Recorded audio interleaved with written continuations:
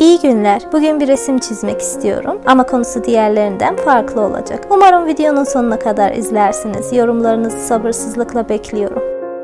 At, Türk mitolojisinin önemli simgesi.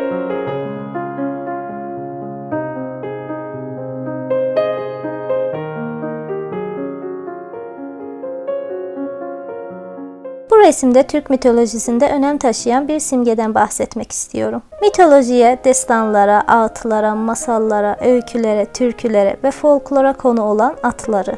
At simgesi her zaman dostluk, asalet, cesaret ve özgürlük simgesi olarak tarihe geçmiştir.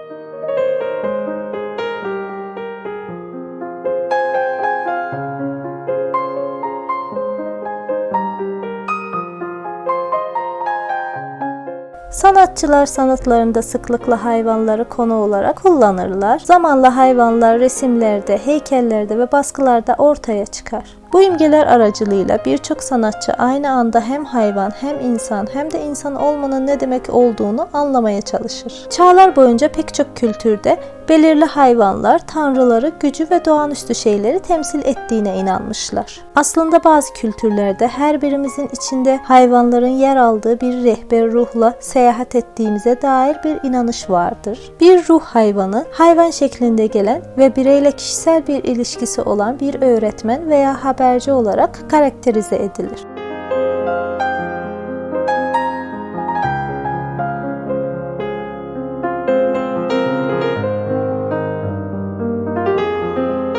Doğanın en güzel hayvanlarından biri olmakla birlikte tarihsel süreç içerisinde üstlendiği görevlerle toplumlara sembol olan at, kültür dünyamızda önemli bir yere sahiptir.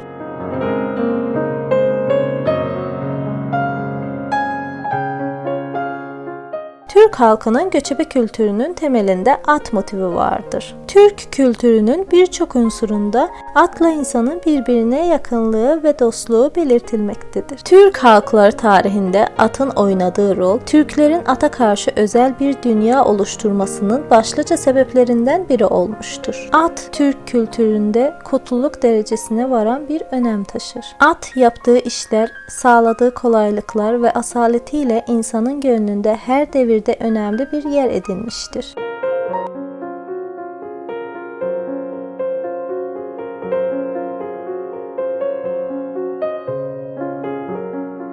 Tarih boyunca şairlere ilham kaynağı, efsanelere, destanlara, halk hikayelerine konu ve kahramanlara arkadaş olan at, insanoğlunun hayatına en çok giren hayvanlardan biridir. İlkel çağlardan kalma mezarlarda bile insan iskeletleri arasında at iskeletleri bulunuşu, insanoğlunun atı tarihin ilk dönemlerinden beri kullandığının ve ona büyük değer verdiğinin bir göstergesidir.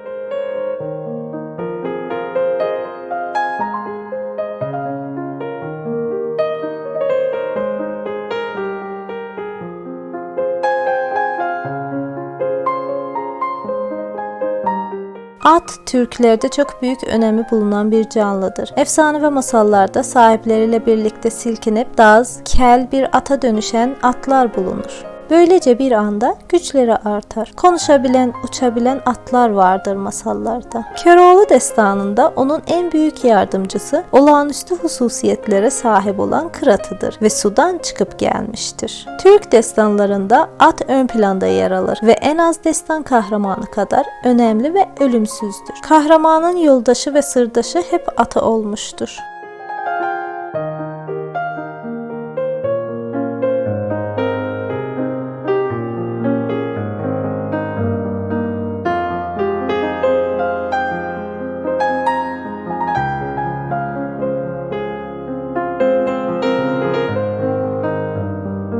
Umarım bu çizimle büyük Türk mitolojisinde atın önemini anlatabilmişimdir. Beğendiyseniz beğenme tuşuna basmayı unutmayın. İzlediğiniz için teşekkür ederim.